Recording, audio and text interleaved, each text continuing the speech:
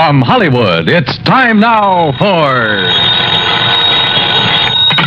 Johnny Dollar. Pat McCracken, Johnny, Universal Adjustment Bureau. Oh, hi, Pat. Johnny, you handle a lot of difficult cases for the companies we represent. You've done a magnificent job. Saved some of them a lot of money. Huh? Sometimes nipped things in the bud even before they've happened. Pat. And there have been times when you've given up personal plans to take them on at a moment's notice and without question. Listen, that bush you're beating around is getting pretty big. All right, then I'll get to the point. Johnny, why don't you take yourself a holiday at company expense? What? Lake Mojave Resort, maybe, where I understand you love to fish. At company expense, huh? That's right. Okay, Pat, I'll grab the first plane. Good boy. But, brother, just wait till you see the expense account I pile up for you. Why, Johnny... Because if I ever smelled a rat, believe me, it's now.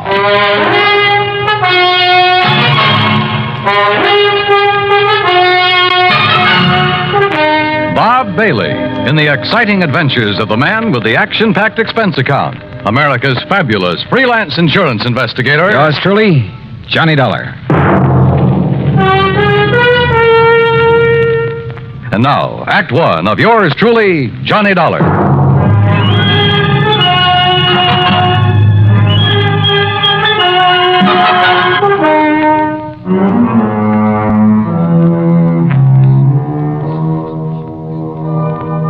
Expense account submitted by Special Investigator Johnny Dollar to the Universal Adjustment Bureau, Home Office, Hartford, Connecticut. Following is an account of expenses incurred during my investigation of the Wayward Trout Matter.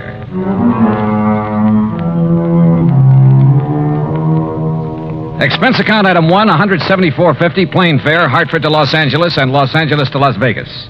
Item 2, $50 deposit on a rental car. I headed south on Route 95.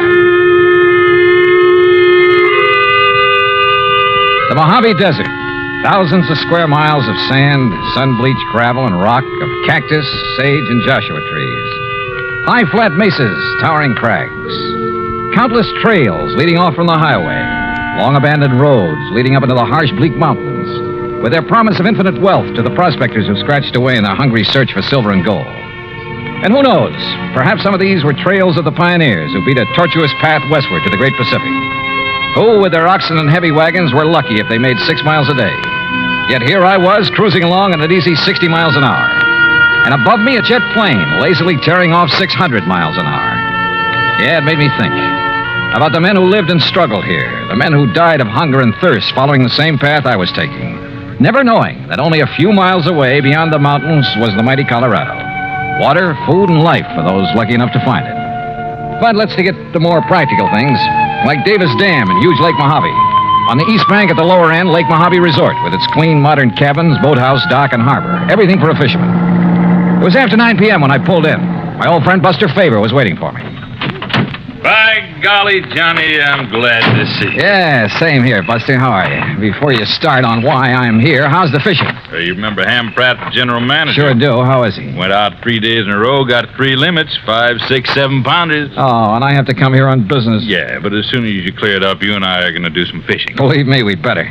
But now, what's the problem? Oh, well, here, let me take your bags. You're in number 8.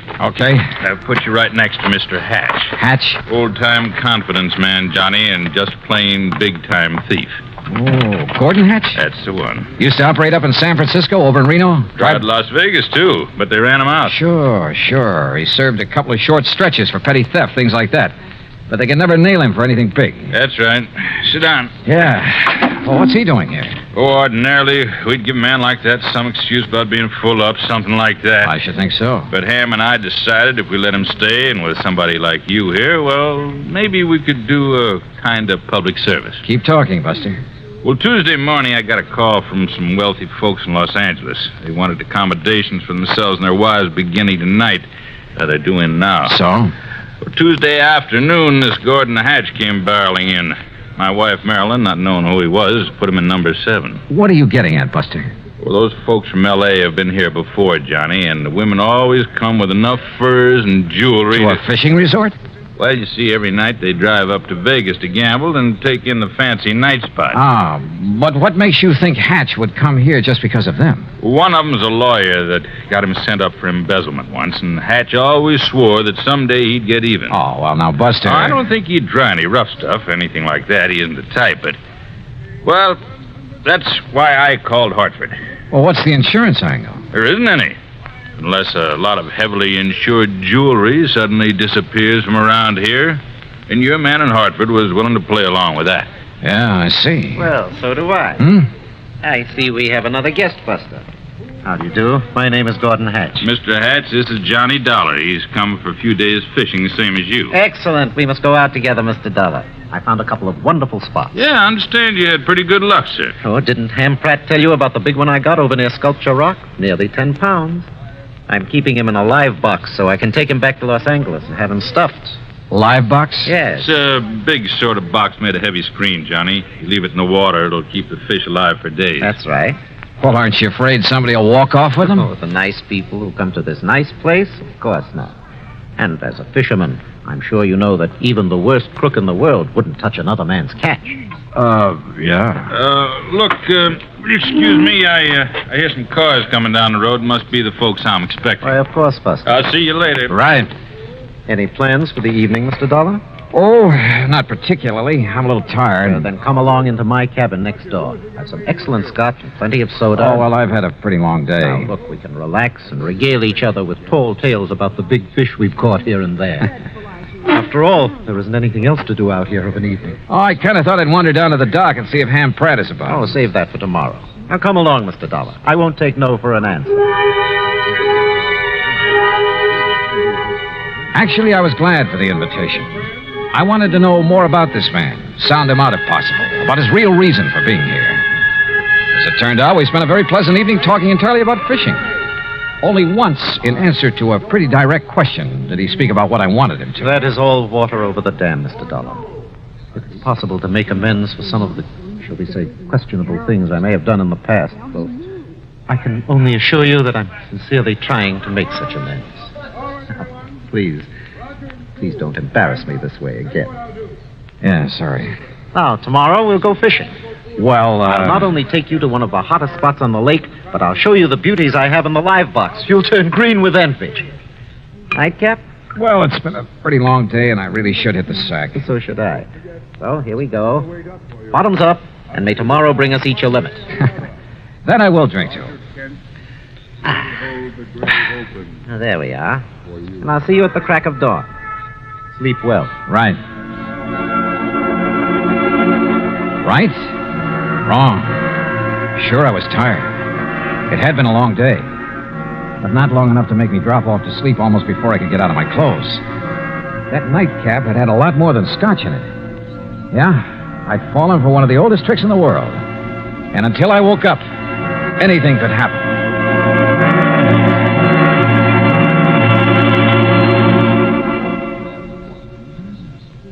Act 2 of yours truly, Johnny Dollar, in a moment.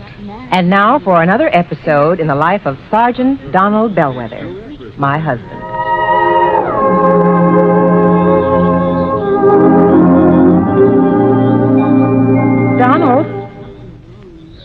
Donald. Sergeant Donald Bellwether. Please, Reba, can't you see I'm absorbed in the sports section? So I see. Who's the girl in the bikini? A shot putter? Look, what's the difference if she's an athlete or a Hollywood celebrity? Why do you insist on disturbing me while I'm reading? Did you drop off the laundry this morning? Yes, dear. Did you mail my letters? Yes, I mailed the letter. Did you know that angry, brooding, and impatient drivers are the major cause of many accidents? Yes, I know. What? I said angry or impatient drivers behind the wheel cause many serious accidents.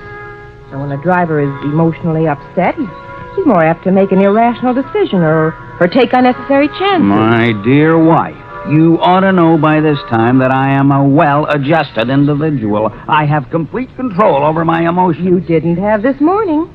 Now, just because I burned the toast, you stormed out of the house in a fit of rage. You didn't even kiss me goodbye. Mm-hmm. You're determined to pick a quarrel with me, is that it? No, I just want you to drive safely. I don't want you to be under any emotional strain when you drive a car. I want you to return home safely. I love you. Come here, woman. Yes, darling. You sit right here on my lap, and I'll give you that kiss you missed this morning. And you promise you'll never again drive the car when you're angry? I promise. Oh, that's my Donald. That's my doll.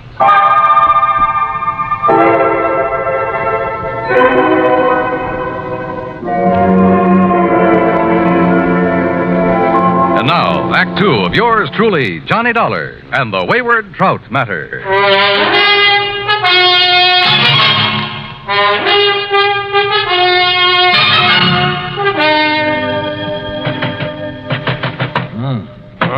What is it? Hey, Johnny. Huh? Oh, it's Buster. You all right in there, Johnny? Oh, sure, I'm all right. Here. Holy, what time is it anyway? Almost 9 o'clock. Oh, look at those big red eyes. You aren't kidding. I feel as though Where's Gordon Hatch? Went out fishing at the crack of dawn. Said you'd promised to go with him, but he pounded on your door and finally gave up. Johnny, you look like you... Hey, Buster, the folks you were expecting in from Los Angeles. Yeah, they came right after I left you and Mr. Hatch last night. 6 of them. I figured you wanted to be alone with Hatch to sort of feel him out. Yeah, I did. But is everything all right? Yes, so far as I know. And the point is, did you learn anything from Mr. Hatch last night? Only that he claims to have turned over a new leaf, is now the soul of integrity. Yeah? Well, I wonder. You say he's out fishing, huh? That's right. You know where he went? Well, one of his favorite holes, one I told him about, is in the big basin about 10 miles up the lake. What about the folks from L.A.? They're still asleep in their cabins. Look, Johnny, like I told you, Hatch isn't the kind of trying any rough stuff, even against Mr. Fellows, the lawyer who sent him up one time. And he's here with that party? He's the one that organized it, made the reservations. Now, listen, Johnny, I may be all wrong about Hatch. In spite of his threat to get even with Fellows? Well, I mean, maybe he's gone straight. He certainly acts like a nice enough guy. Yeah. Well, the only thing I can do is keep an eye on him. If he makes a play, I'll nab him. If he doesn't, well, my trip out here will have been wasted. Wasted? I thought you and I were going to do some fishing. Oh, well, now that's different. Ooh. Hey, I better get some breakfast in me. Yeah, sure. I'll tell Mary over at the cafe to have it ready for you. Yeah, okay, Buster. Sunny side up and with plenty of strong, dark black coffee.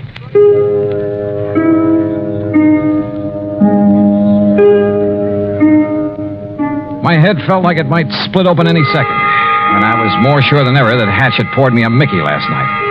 Yet he had expected me to go out on the lake with him this morning. Must have been nearly 10 a.m. by the time I'd showered, shaved, dressed, and joined Buster at the little cafe. Already, half a dozen early morning anglers had come back to boast about their catches, and the big ones had got away.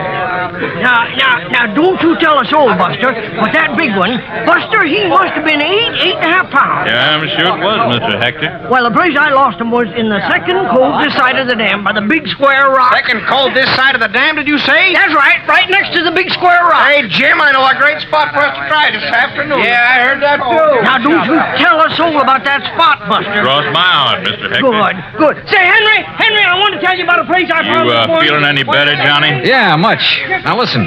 If Gordon Hatch is up here after the money and jewelry of Mr. Fellows and his party, or for any reason at all connected with them, Yeah? I think you and I had better hop into a boat and Buster, Mr. Favor. Oh, yes, Miss Fellows. Good morning. Please come outside quickly. Come on, Johnny. Right. Miss Fellows, this is Johnny Dollar, friend of mine, special investigator. Oh, thank goodness you're here, Mr. Dollar. Buster, we'd been robbed. What? When, Mrs. Fellows? Sometime during the night. All our jewelry, Mrs. Harkins and Mrs. Peterson's and mine. Why, it must be hundreds of thousands of dollars worth. My diamond brooch alone is worth... you found him, Martha. Yes, Ralph. Oh, this is Mr. Dollar, and he's some kind of an investigator. Good. I've heard of you, Dollar. I've told them, Ralph, about the jewelry. Yeah, well, whoever did it got our money, too. With all we brought along to gamble in Vegas, must be over $20,000. And how he managed to sneak into our cabins... And without waking us, too. Of course, we were pretty tired last night. Well, good morning. Oh, Mr. Pratt. Oh, what seems to be the... Johnny, glad to see you. How are you, Ham? I got some bad news for you. Yeah, Ham, it looks like he's done it. Oh? Gordon Hatch? Yeah. Better make a thorough search of his cabin. Gordon Hatch? Oh, no. I'm afraid so. Great Scott. So, Ham, look in his luggage, under the mattresses, anywhere else you can think of. Right, Johnny. Mr. Dollar, do you mean to say that Gordon Hatch is here at this point? Better look in his car, too, Ham. Under the car and the upholstery. Look here now, Mr. Dollar. Sorry, Mr. Fellows. I'll have to talk to you later. Come on, Buster. You and I are going for a boat ride.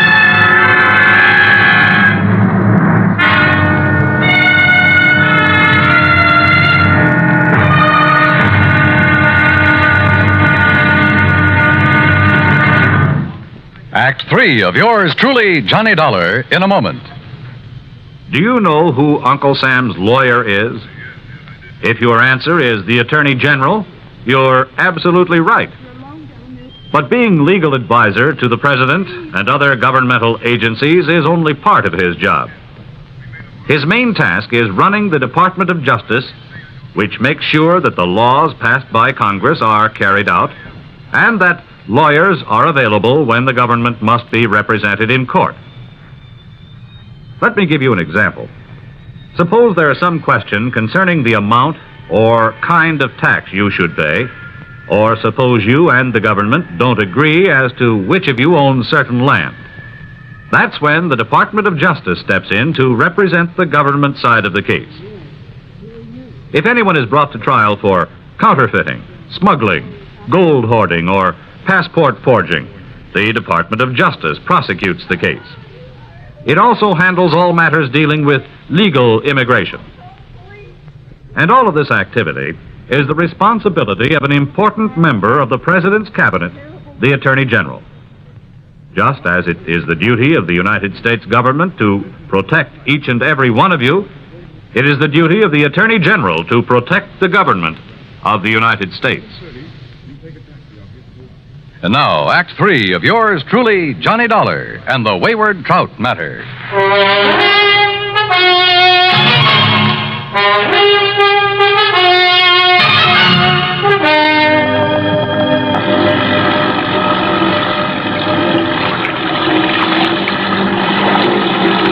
Lake Mojave was calm as a mill pond, and Buster made the spray fly as we headed almost due north up toward the big basin. But we didn't have to go that far. Buster, with the sharpest eyes I've ever known, spotted the ripples from the wake of a boat that had pulled into a deep, winding cove on the Arizona side. Hang on, Johnny. Looks to me like Hatch's boat went in that cove. You mean to say you can tell what boat made that wake? Plain as a pair of footprints in the sand when the lake is calm like this. First thing I want to do is inspect that boat of his. You think he might have the jewelry and money on board? He's too smart to have left them around the cabin or his car. Look, that's his boat in there, all right. Tied up to that low, rocky ledge that sticks out. What under the sun is he doing there, between his boat and that ledge? Well, it looks to me like he's trying to hide something there in the water. Well, we'll soon find out.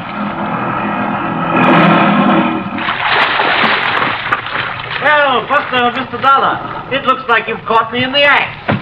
Yeah, it kind of looks that way, doesn't it, Hatch? What were you so busy shoving down in the water between your boat and that ledge when we pulled out? I figured no one would find it here, Mr. Dollar. Yeah, I'll bet. But I decided to move the live box into this hidden cove when I first came out this morning. The live box? Well, after all, it was you who warned me someone might try to steal some of these beautiful fish I've caught, and I'm keeping alive in it. But as long as you found me out, well, here, take a look at it. Now, listen here on his boat, Johnny. Here, look at them. Ever see such a nice mess of bass in your life? Yeah, they're beauties. And that trout on the bottom. I got him way up the lake yesterday morning. Must be 10 pounds. That's the one you plan to have stuffed? That's the one. Well, you better have it done pretty soon. He looks dead to me. Yes, he was this way when I came out this morning.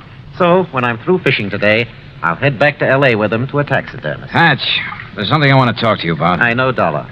But it's your own fault. Huh? I pounded on your door till I thought I'd wake the dead. Oh, no, that isn't what However, since you're here now, well, why not keep our fishing date now? Mr. Hatch, will you Darn it, though, I don't have an extra rod in my boat. Well, come on, Johnny. I'll give you one out of my boat, rod and reel. Oh, yeah, sure, okay. Dollar, I'll take you to fishing spots even Buster doesn't know about. Not a sign of the jewels and stuff on his boat, Johnny. I even went through his tackle box. Well, maybe he's hidden the stuff somewhere along the shore. If he's the one who took it. He looks and talks as innocent as a baby. So the only thing I can do is keep an eye on him, try to feel him out. Come on, boys. Time's a-wasting. Oh, here, Johnny, you try this rod on for size. Well, that looks good to me. And here, take along a couple of these fast strike minnow hooks. If anything, they'll get you big bass. They sure will. Yeah, or maybe a trout like the one that Mr. What's the matter, Johnny? Come on, Buster. What? What's the matter? Well, it's about time. What were you two gabbing about over there? Say, Hatch, I want another look in the live box at that big trout. I don't blame you a bit. Well, step into the boat and I'll raise the top so you can really see it. No, I think I'll pull the whole contraption up here on the ledge. That'll take the fish out of the water. Well, you said that trout was dead early this morning. Well, that's right. Then why is he on the bottom of this thing? Why isn't he floating belly up? Here now. I don't know, but I don't see what... Now, wait, what are you doing? Oh, those beautiful fish in there will die like the trout. Oh, I just want a real close look at that trout. Oh, just a minute. These live ones will hold still long enough for me to... Dollar, put them back in the water. Here we are. Ooh, 10 pounds? Look here now. Why, this fish weighs 20 pounds if he weighs an ounce. Dollar? And no wonder the way you've got him stuffed full of... Oh, how about this? A beautiful diamond brooch. No wonder you decided to get back to L.A. And not to stuff this trout, but to unstuff him. And how about this bracelet? Emeralds, aren't they? And look at these nice new $100 bills. A bit wet, perhaps? You're holding more than money and jewels in your hand, Dollar. Oh, now, put that thing away. I'm talking about your life. And I won't hesitate to pull this trigger unless you toss that money and those jewels into this boat. While I toss this over at you, Mr. Hatch? Put it down, Buster, or I'll shoot you, too.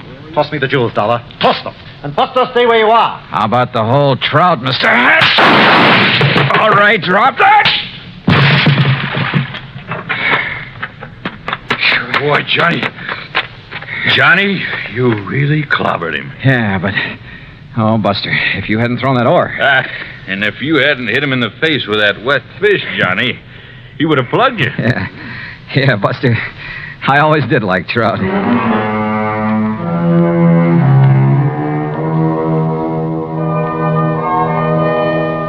Expense account total, including boat and bait for 5 days of really great fishing, cabin rental and meals, and trip back to Hartford, $815 even. Yours truly, Johnny Dollar.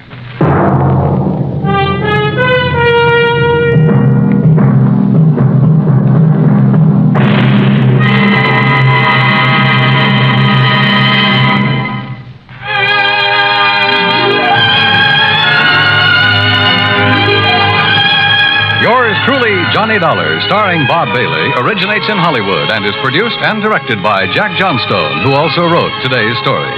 Heard in our cast were Eleanor Audley, Larry Dobkin, Barney Phillips, Edgar Barrier, Junius Matthews, Russell Thorson, and Alan Reed.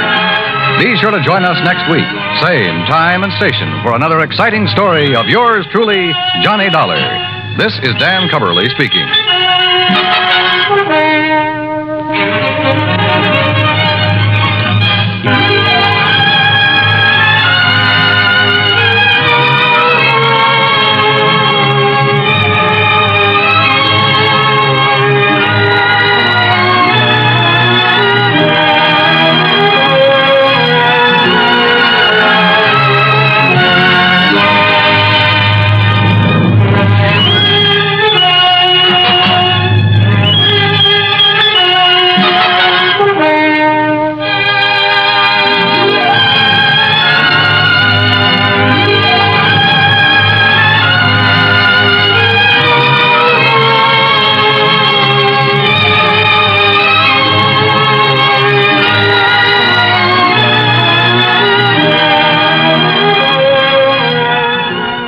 Yours truly, Johnny Dollar, has been a presentation of the United States Armed Forces Radio and Television Service.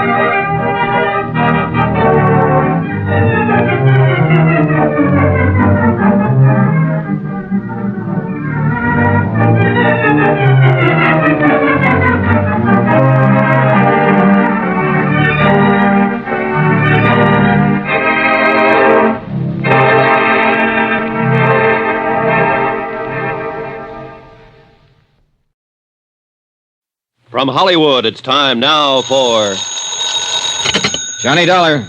This is Orrin Vance. Orrin Vance? Yeah, you sent me up to Ossining 7 years ago, you remember? Huh? Oh, yes, I think I do. You know, I thought a lot about coming out and killing you, Dollar. Mm-hmm. But instead, I'm going to do you a favor. Yeah? Yeah. I think maybe you and I can work out something. You know, this sounds like double talk to me. Don't you give me any routine, Dollar. I heard 'em all. I'm calling you with information about the Todd case. Todd? I don't remember. Well, look it up. It cost your company $75,000. Hey. Hello? Vance?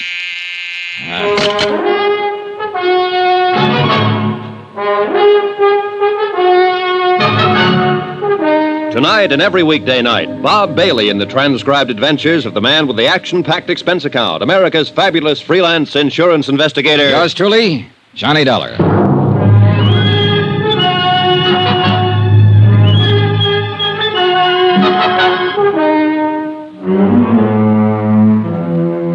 Expense account submitted by Special Investigator Johnny Dollar to Four State Insurance Company, Wilmington, Delaware.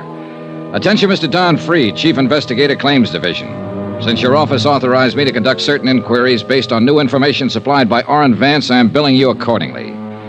The following is an accounting of expenditures during my investigation of the Todd matter. Expense account item 1, $1.85. One phone call to Don Freed in Wilmington, Delaware to discuss the burglary that had occurred 6 months before in the Long Island home of Norman Todd. The case was a complete stalemate. The police and the insurance investigators had been unable to locate the thieves or trace any of the loot, which included jewelry, silver, and wearing apparel that had been taken from the residence. I requested Don to forward whatever details they had, along with an accurate list of the stolen items and complete descriptions.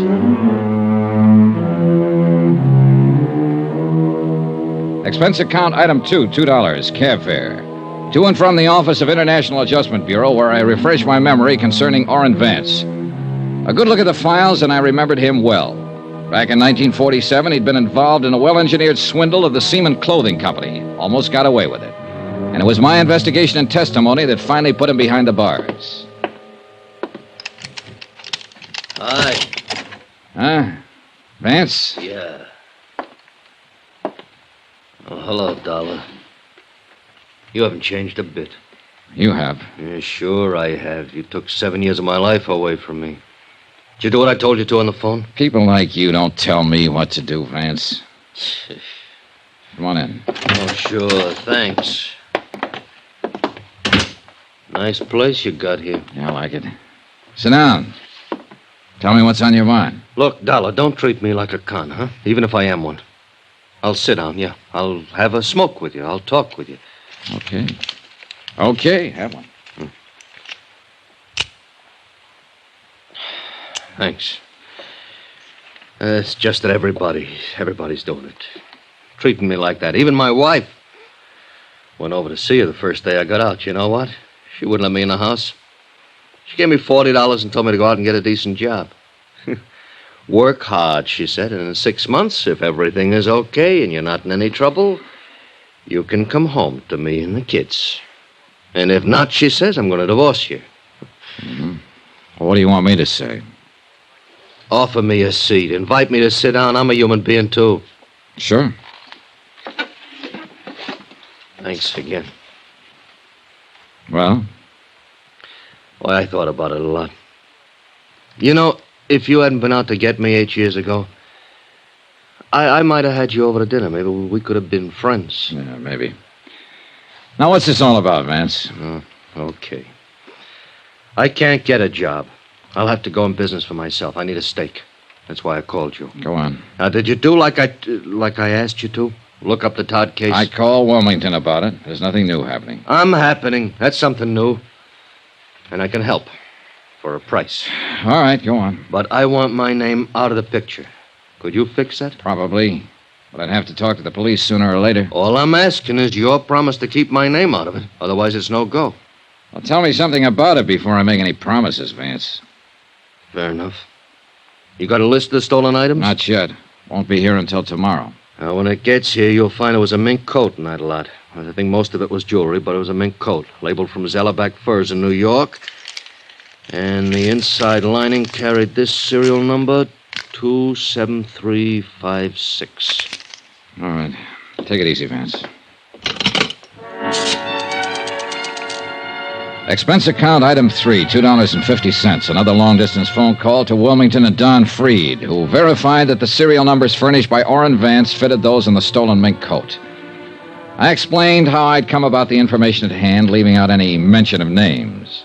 Freed talked with his boss and phoned me back a half an hour later. You can go ahead and work on it, Dollar. There's a $5,000 reward posted. $5,000? We'll split it between you and your friend, if anything worthwhile turns up. Okay? Suppose it's nothing. Okay. Swindle sheet 2. Right.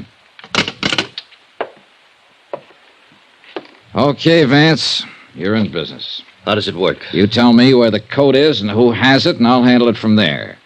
If it turns out to be anything, you'll get paid for it. All I've had so far is talk. I'll tell you where the code is and who has it, but before I do that, you give me a check. What? A check for $2,500. You date it 2 days from now. That'll give you a chance to look into it and see if I know what I'm talking about. And you can stop payment any time within 2 days if my tip doesn't work out. Mm-hmm. On the other hand, I'll have the check and bye-bye. Where to? Homewood, Indiana. My plane leaves in an hour. I may want you around for some questions. No, I'll give you the tip. That's all. You ask somebody else the questions. Well? Okay. What's the matter? You afraid? Sure. Haven't you noticed? I'm a stool pigeon.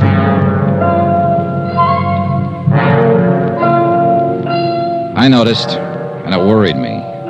But I arranged for him to have the post-dated check in return, for which he gave me a name and an address. Gloria Tierney, 1231 East 57th Street, New York City.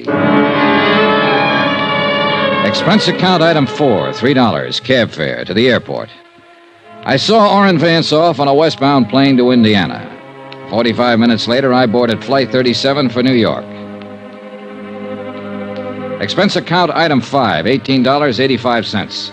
The cost of getting me from Hartford to New York. I checked in at the New Weston and went directly to the Metropolitan Police Station, where I asked if Gloria Tierney had a record. A check in the police files revealed that she was not listed. About 7 o'clock, I had a bite to eat, and then I walked over to the 57th Street address, a small apartment building.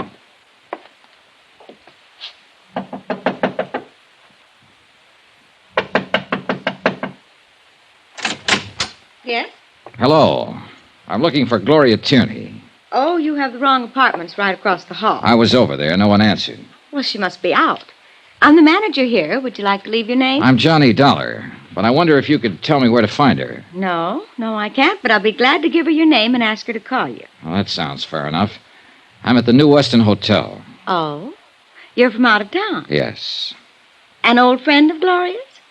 No, I'm just on business. Well, I'll tell her you came by. Good, fine. By the way, how long has Miss Tierney lived here? About a year. Why? Oh, just wondered, thank you. Johnny Dollar, New Weston Hotel? That's right. Wait a minute. Here, take my card. Insurance? Sort of. The apartment house manager, it said Ethel Stromberg on the mailbox, smiled politely and closed the door. I went outside the building and took a plant across the street. I waited around for about 3 hours and saw no one go in or out of the building. I went back to my hotel. About midnight, the phone rang. Johnny Dollar. Hello, Mr. Dollar, please. I'm Mr. Dollar. You left word for me. I'm Gloria Tierney. Oh, yes, Miss Tierney. I intend to leave town, possibly in the morning, so I thought I'd better call you tonight. I hope it isn't too late. Not at all, Miss Tierney. What's it all about, Mr. Dollar? I'm an insurance investigator. I'd rather tell you about it in person. As I said, I expect to leave town tomorrow. Is it important? I think so, yes. Could I see you tonight? Well, I don't know. I could be there in 15 minutes. I don't understand. I'll come right over. Well, all right. I was there in less than 15 minutes, but things weren't all right. As a matter of fact, things looked all wrong. Gloria Tierney's apartment was darkened. She didn't answer when I knocked on the door. I tried it. The door was locked. You who? Now, look here. I don't think you have any right to bother Gloria. Oh, it's you? Hello, Mrs. Stromberg. Well, where's Gloria? I don't know. You don't know? She was waiting to meet you. Huh? Well, out here in the hallway. She came in tonight, and I gave her your message. And then she went in and called you, and then came back out and said you were coming by. Yeah, well, she's gone. Well, that's funny. Hey, tell me, did you hear anyone out here? No. Well, maybe she went down to the drugstore. Drugstore's closed. Well, yes. Well, she'll probably show up. Yes, probably. You look worried, Mrs. Stromberg. I am. Gloria didn't seem like herself when she came in. Oh, what do you mean? Well, she was nervous and upset. I think she'd been crying. I don't know. Uh-huh. Oh, I hope she's all right. Yeah, so do I. You're sure she isn't outside waiting for you? No, I didn't see any. Well, I'll look again. Do you see her? Not a soul. Had she been drinking? No, of course not. What was she wearing, Mrs. Stromberg? Oh, she had her coat on. Her mink coat? Yes. Well, how'd you know about her mink coat? A friend of mine. I'll take a look around out here. All right. Oh, wait a minute. I'll come with you. You know, of course, she might have Hey, got... wait a second. Look, is that Gloria? Why, yes, I think so. Something's wrong with her. Yes. The girl crossing the street in the mink coat weaved slightly from side to side. As I got close to her, I could see she was a pretty girl in her late 20s, blonde hair, dark eyes. She hardly looked up as I came up to her, just stopped and stood there, weaving slightly. Miss Tierney? Yes. Yes. Well, can I help you? I'm Johnny Dollar. Please. Well, come on, we better go inside. Yes. What is it? He struck me. He what? He struck me. And I... Oh, Mr. Dollar. Here, come on. Careful now. Sure. Oh, Easy. Easy now. thank you. Thank you very much. You okay? Yes. Look out! That car! What? That car! No! All 3 slugs had hit her, and she fell back into my arms. By the time I could reach for it and get my gun out, the black Cadillac and whoever was driving it were out of sight around the corner. And there'd been no light on the rear license plate. Oh. Easy now, easy. Mr. Dollar, those were shots. What... Mr. Dollar. Call the police, quick. But Yes, right away. You know, let's see if we can... Mr.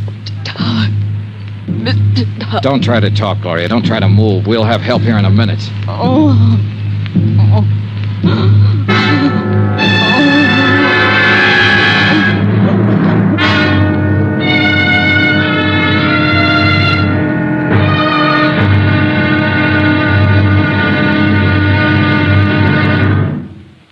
There'll be another intriguing episode in our story of the Todd Matter tomorrow. Tomorrow, the same old business of murder, but with a brand new twist.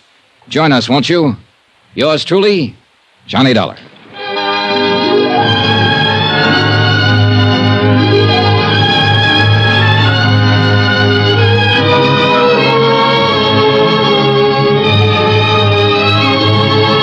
Yours truly, Johnny Dollar, starring Bob Bailey, is transcribed in Hollywood. Written by John Dawson, it is produced and directed by Jack Johnstone. Be sure and join us tomorrow night, same time and station, for the next exciting episode of Yours truly, Johnny Dollar. Roy Rowan speaking.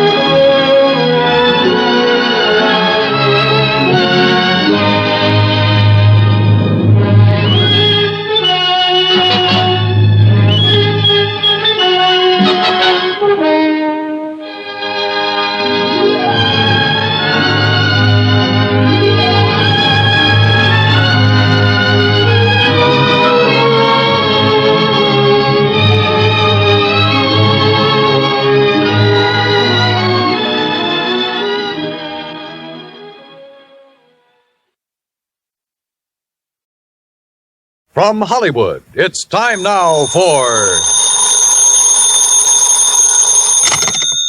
Johnny Dollar. Hi, Johnny. Who dat? George Reed. Well, Merry Christmas, George. Is it? Oh, what's the matter? You ever hear of Jediah Gillis?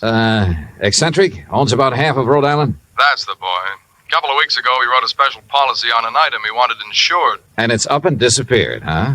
How'd you know? Oh, just a wild guess. What did he lose? I hope you're sitting down, Johnny. Yeah? Why? Because the insured item is a mouse. House? Mouse.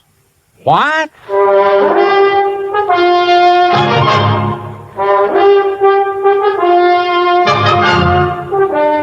Bob Bailey in the exciting adventures of the man with the action-packed expense account.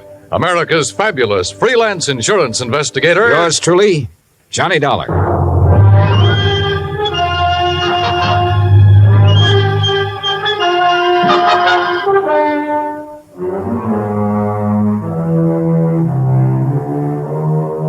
Expense account submitted by Special Investigator Johnny Dollar to Floyd's of England, American Branch Office, 443 North 15th Street, Hartford, Connecticut. The following is an account of expenses incurred during my investigation of the missing mouse matter.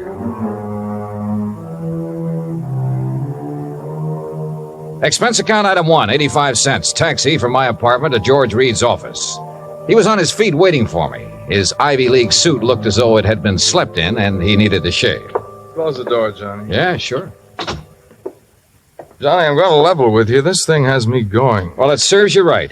Anybody who'd insure a mouse deserves what he gets. Yeah, but it isn't an ordinary mouse, Johnny. No? Not according to Mr. Gillis's original application. Yeah, take a look. Item to be insured. One unusually talented grayish-brown mouse. Unusually talented? Like how? I don't know. What? I tried to find out, but Gillis wouldn't tell me. And still you issued the policy? You know our company, Johnny. We have a reputation for insuring almost anything, but we have to draw the line occasionally, and we would have here, except for one thing. What's that? And believe me, it better be good. It is. Gillis carries all of his insurance with us. Yeah, but even so. Just one of his several policies is a straight life for $350,000. Wow, wait. King-size premiums, huh? Exactly. So when he called asking us to insure this fellow's mouse for a few weeks... Wait a minute. Gillis doesn't own it? No. Well, who does? It belongs to a friend of his, a man named Glazer. He's spending the holidays with Gillis. Gillis didn't want to be responsible if something happened to Glazer's mouse while he's there, so he asked us to write the policy. How much did you insure it for? All the company would allow, $5,000. Oh, now, George, you think I want to get all worked up over a lousy $5,000 loss? What kind of a commission can I possibly make on that? Look, give me a chance to finish, will you? All right, but only because it's Christmas. All right. Late last night, I received a call from Gillis. He wanted to know whom we considered the best investigator in this part of the country. When I told him, he told me about the mouse and insisted I send you up to help look for it. No, George, I'm sorry, but I'm going to pass. I've handled some screwy cases in my time, but this is... Please wait till I finish, will you? I told Gillis you wouldn't be interested. That's when he started putting on the squeeze. Squeeze? How do you mean? He said if I didn't get you, he'd cancel his policy. Oh, come on. You don't believe that, do you? I don't know what to believe. Gillis is a screwball of the first water. We've known that for a long time, and frankly, I'd rather not take a chance. Well, you've got to. Maybe not. I've received an okay from upstairs. On this one, you can write your own ticket.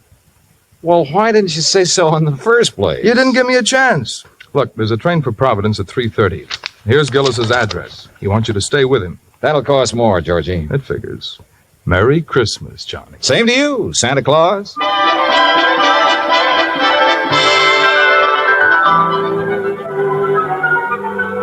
Expense account item 2, 85 cents. Cab fare back to my apartment. I was intrigued by what George had told me and by what his company was going to add to my bank account, so I didn't really mind changing my plans for the holidays. Expense account item 3, $18.90. Transportation, including a round-trip ticket, Hartford to Providence, and cab fare out to the Gillis residence. Palace would be a better word for it. It stood in the middle of a large wooded park. Must have been half a dozen acres, all of it surrounded by an old-fashioned iron fence. I dismissed the cab and had started toward the front door when it opened. And standing against the light, watching me, was a tall, beautiful girl. Careful of the steps. Why? The steps, they're icy. Oh, thanks. We've been expecting you, Mr. Dollar. Hi. Well, hi. Mr. Glazer and Father are in the library. Would you like to meet them now or wait till after you're settled? I'm afraid I'd better see them right away, Miss Gillis. Marion, Johnny. Well, come along. You know, for the first time, I'm glad I came home for the holidays. Home from where? New York. Here we are. You'll have to come visit me, Johnny. Maybe I'll do something drastic, like losing a mouse to guarantee it. Marion, I told you to keep that door closed. Oh, Mr. Dollar's here, Father. Oh, well, have him come in. Yes, by all means, have him come in. See you later, Johnny. Well, Dollar, glad you finally got here. Yes, indeed. Thank you, sir. This is my friend and associate, Bert Glazer. Hi, Mr. Glazer. Bertie and his pals, Mr. Dollar. Beg pardon? My dog act. You investigators are supposed to have good memories. I hoped you might have caught us at some time or other. No, I'm afraid not. Oh, would you like to have a drink, Mr. Dollar? No, thanks. Now, suppose I got anything you want to drink. I got an eggnog, hot buttered rum. Well, maybe later. Right now, I'd like to hear the details of your loss. You mean that insurance agent didn't give you all the information? He didn't know it all, Mr. Gillis. All he did know was that a so-called talented mouse has disappeared. So-called. And he hasn't disappeared either, not at all. He's been kidnapped, that's what. Kidnapped, yes, sir, and we know who did it, too. And why. We know why, too. And it's your job to get him back, Dollar. Oh, now, wait a minute. And I'm not going to pay 1 red cent for ransom. Not 1 cent. Not 1 cent. Okay. But what makes you so sure the mouse was kidnapped? Well, I'm afraid I can't tell you that without Bert's permission. Well, Mr. Glazer? Well, if we tell you, we must have your solemn promise you won't repeat it to anybody until Christmas Day. Well, I'm not sure I can do that. If you can't, we don't open our mouths. Right. Well? Okay. Till Christmas Day. Good. Dollar. Suppose I told you Gulliver was worth at least $50,000. Gulliver? The missing mouse. Oh, you'd be surprised if I said he was worth that much? Depends. You claim he's talented.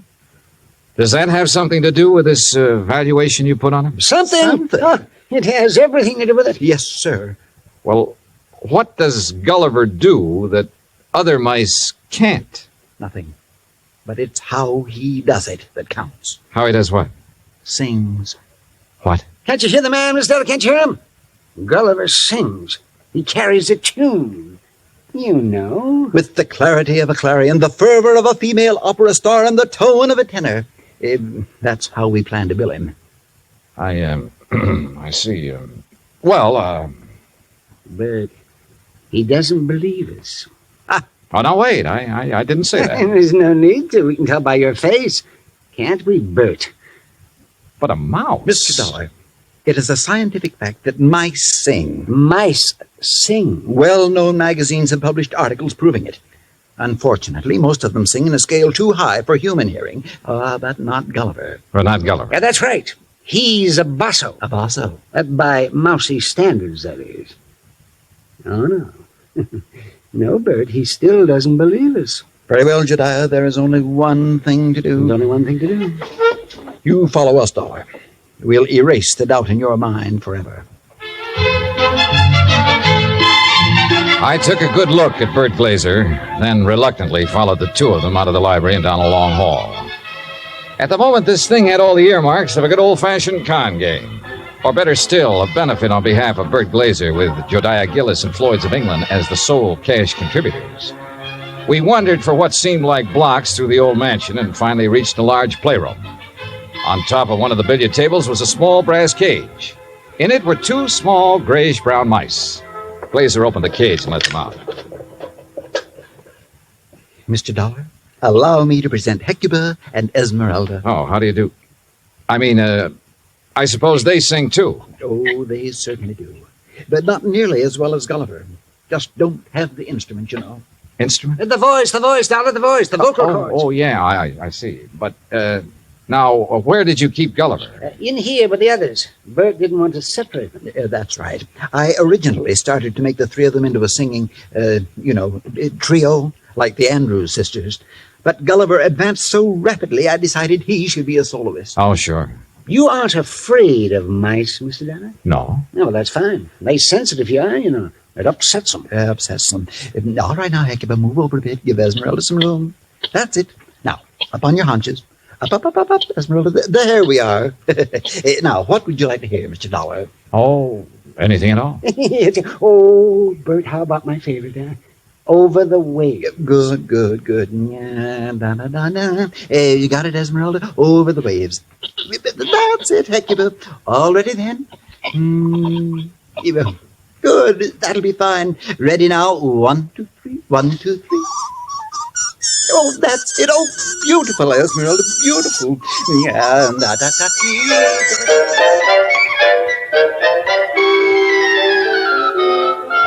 Well, I won't say I was convinced, but I won't say I wasn't.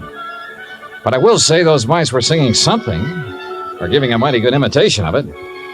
We returned to the library, and this time I sampled the eggnog liberally. Is that all right, Dollar? Oh, fine, thanks. Well, Dollar, you know now why we believe Gulliver was kidnapped? Well, I'm not sure. To exploit him. What else? Exactly. You have any idea who did it? Harry McQueen, that's who. McQueen. Who's McQueen? Used to be my agent. Theatrical agent? Uh-huh. He's been snooping around here lately, Johnny. We figure he's gotten wind of our mice. Well, what do you mean by snooping around, Mr. Gillis? No, you know, he's been out here twice this week wanting to see me. Had to kick him out of here yesterday morning. How'd he get in? Well, my daughter answered the door. Yes, she didn't know McQueen from Adam. So when he asked for me, she figured he belonged in here, rehearsing the show with the rest of us. Rehearsing what show, Mr. Gillis? What show? The show for the Children's Hospital. Jodiah puts one on for the sick kids every Christmas Eve. Of course. You know, Dollar, variety act to Santa Claus. This year, though, we got a radio hookup. Go all over the state. And Gulliver, well, he was going to headline. And that's why I sent for you, Dollar. I figured you can get him back by tomorrow afternoon if anybody can. How long was McQueen in here before you noticed him? Long enough to lift Gulliver. This was our dress rehearsal, Dollar. We'd asked some of the kids from around the neighborhood in to watch, so it was pretty crowded. Where were the mice during the rehearsal? Well, that's where I made my mistake. What do you mean? We were keeping them a secret till the real show. Well, where were they? In their cage, over there on the mantel. Now, we were using this part of the room for the stage, so McQueen could have just reached in and taken Gulliver without us seeing him. Now, what makes you so sure McQueen did it? We told you. Besides, who else would want him? Who else? And it was right after I kicked him out of here that I discovered Gulliver was missing. What'd you do then? Why, I called off the rehearsal and started searching for him. McQueen? Big Gulliver. And I put in a telephone call to the Providence house where McQueen was staying. Did you talk to him? Nope. They said he checked out. After questioning them for a while, I finally had a nightcap with Jediah, then went to the phone in the hall and made some calls, including one to George Reed. Well, how's it going, Johnny? It's not. That's why I'm calling. Look, they think a theatrical agent named Harry McQueen stole the mouse. He has offices in Boston and New York. I've placed a person-to-person call to both offices, but with tomorrow Christmas Eve, he might not get the message. So, what do you want me to do? Find out his home number. Ask him to call me here. Okay. Anything else? Hello? Johnny? Johnny, you there? Yeah. And so is a cat. What? A big yellow cat. What's so unusual about that? Oh, nothing. Except he's got a grayish-brown mouse between his two front paws.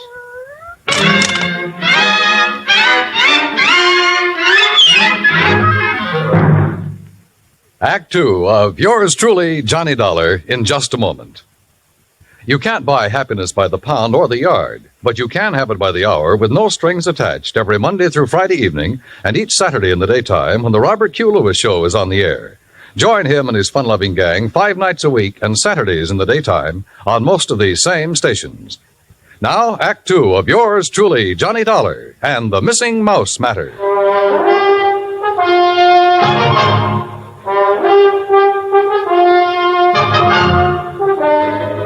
I was standing in the hall of Jediah Gillis's home looking at a big yellow cat that had a mouse between its two front paws. As far as I was concerned, a mouse is a mouse, and this one could be Gulliver. I cut short my phone conversation with George Reed, then started toward the cat. Here, kitty. Here, kitty, kitty. Nice, kitty. Pretty kitty. Mama, Here, kitty. Mama, where are you? Here, kitty, kitty.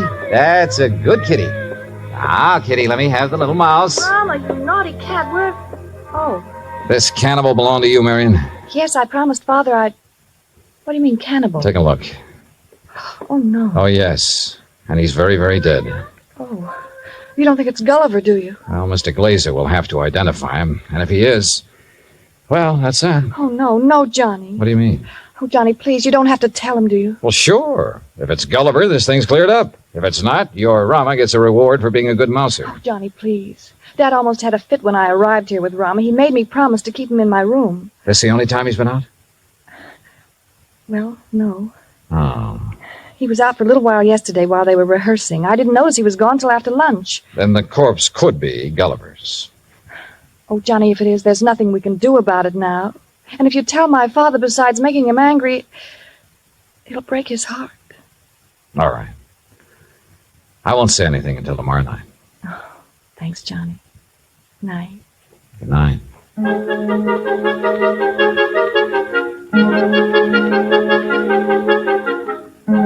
Christmas Eve morning came cold, crisp, and clear. The Gillis grounds were covered with new fallen snow, and the trees were heavy with icicles, giving the whole place the look of a winter wonderland. I dressed and went down to join Gillis and Bert Glazer at breakfast. I was on my third strawberry when the phone started to ring. Yeah. You expecting a call, Dollar? Yeah, matter of fact, I am. Yeah, then you'd better answer it. If it's somebody at the broadcast station for me, tell them I'll be at the Children's Hospital at noon. They can call me there. Right. Hello? Johnny Dollar? Speaking. Look, I don't know what's going on down there or why you're going to pester me about it. Who is this? Harry McQueen. Who did you think? Well, I wasn't sure. Well, your friend Reed got me out of bed this morning, Dollar. He told me you wanted to ask me some questions about a mouse that's missing from Jediah Gillis's place. Hey, that's right. What do you know about it? Well, I've done a lot of pilfering in my time.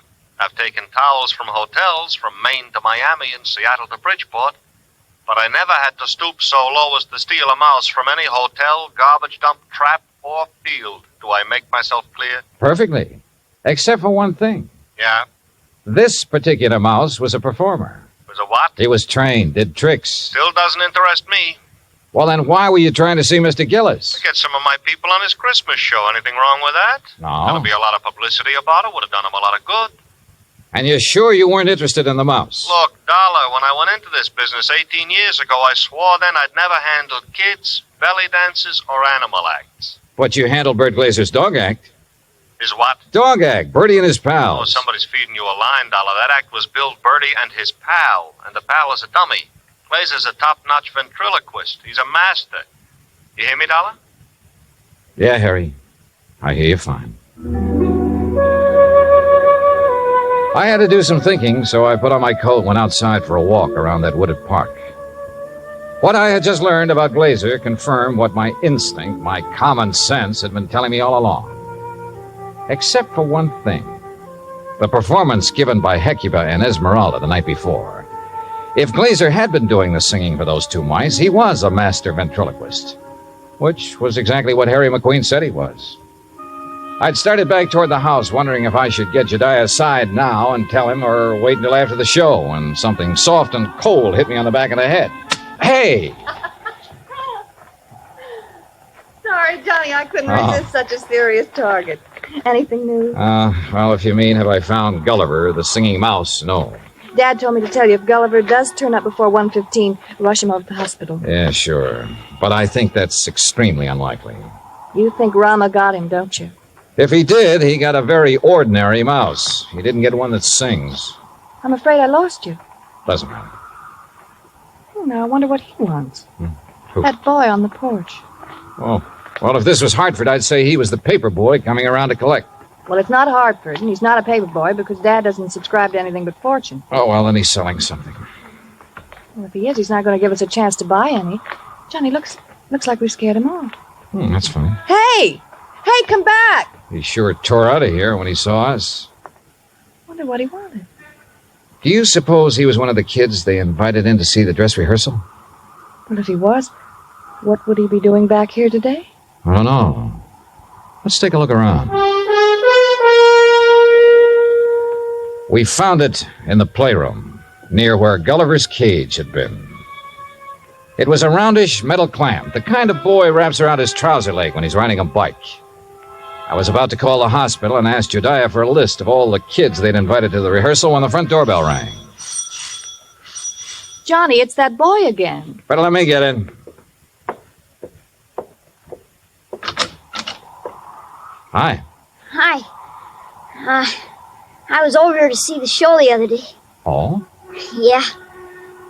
You see it? No, I wasn't here then. Oh. Jeez, sure is calling. Yeah, sure is. Oh, why don't you come in and get warm? Oh, no, that's okay. No, come on. Nobody's here. No? Oh, okay. Yeah, sure, come on. I don't want to bother nobody, you know. I was just riding by and I thought I'd stop and tell old man Gillis what a swell show they put on. You really liked it, huh? Yeah. All except for that Santa Claus. Oh? What was wrong with him? Nothing. Just that, well, who believes in all that smushy kid stuff? Kids, I guess. How old are you, Bobby Neves. How old are you, Bobby? Almost 11. Well, being that old, I can understand why you weren't impressed with the Santa Claus. All that other stuff, too. You know, like giving presents and singing those hymns and junk like that. You gotta cut it out when you start growing up. You sure do, boy. Yeah. You know, you and my mom, you get along just fine. Oh? Yeah. She feels about Christmas. She feels about Christmas just like you and me do. All right. Yeah. Boy, this log fire sure makes your eyes smart, don't it? Yeah, sure does. Where do you live, Bobby?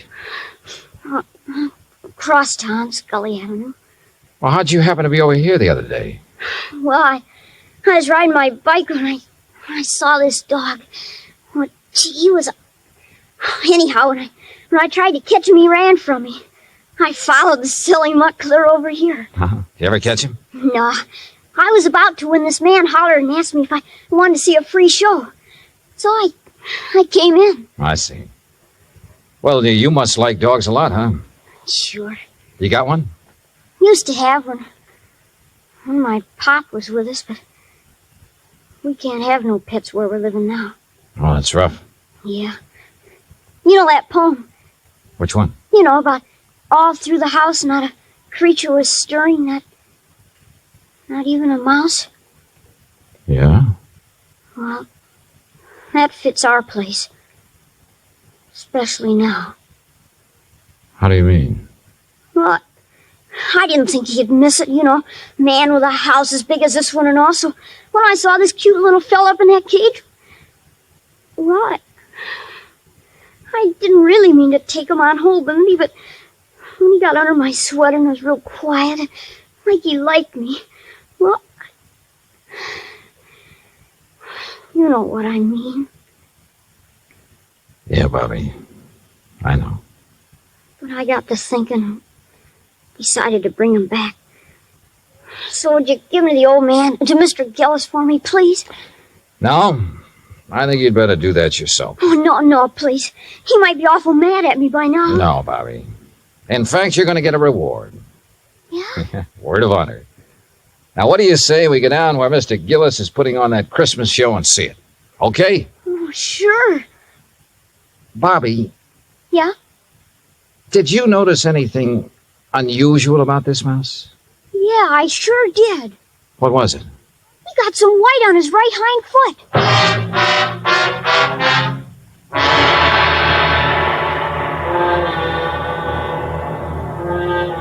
Expense account item 4, $1.60. Cab fare from the Gillis residence to the Children's Hospital for Marion, Bobby, and myself.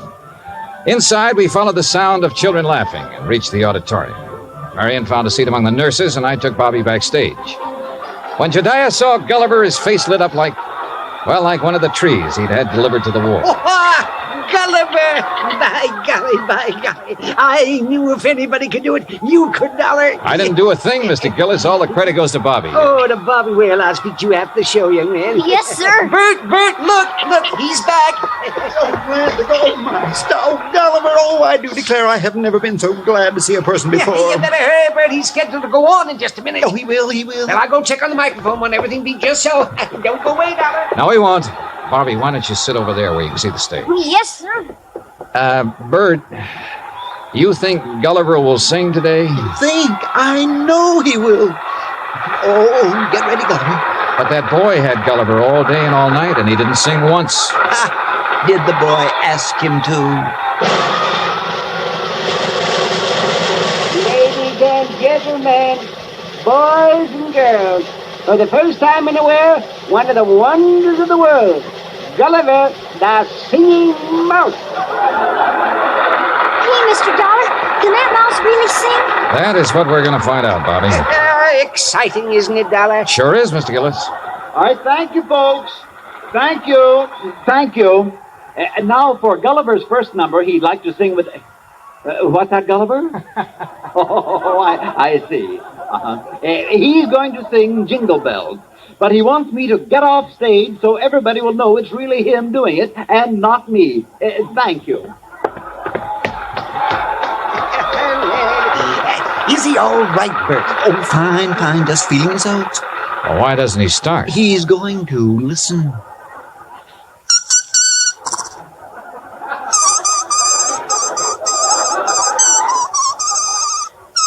Well, Dollar? Now I have seen everything. Me too. Gee.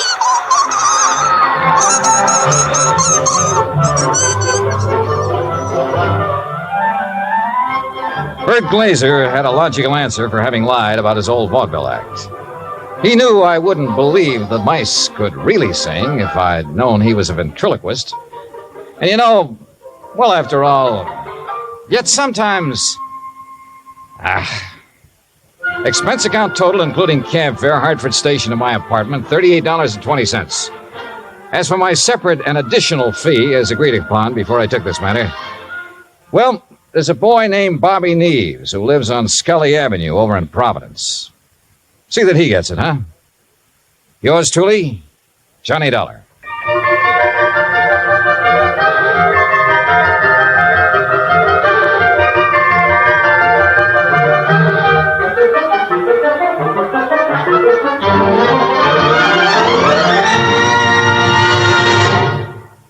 Our star will tell you about next week's story in just a moment. Meantime... Hey, Dan, I'll make a deal with you. Oh? Let me have the mic for a second, then you can tell them about next week's story. By all means, be my guest. All right. I just don't want to pass up a chance to do two things. First, well, Pam and Eric and Fran, Mr. and Mrs. Froelich, Helen, Will, Scotty, all the rest of you nice people who've written in to tell us how much you like the program. Thanks. I really appreciate hearing from you, and believe me, I'll answer your letters just as quickly as I can.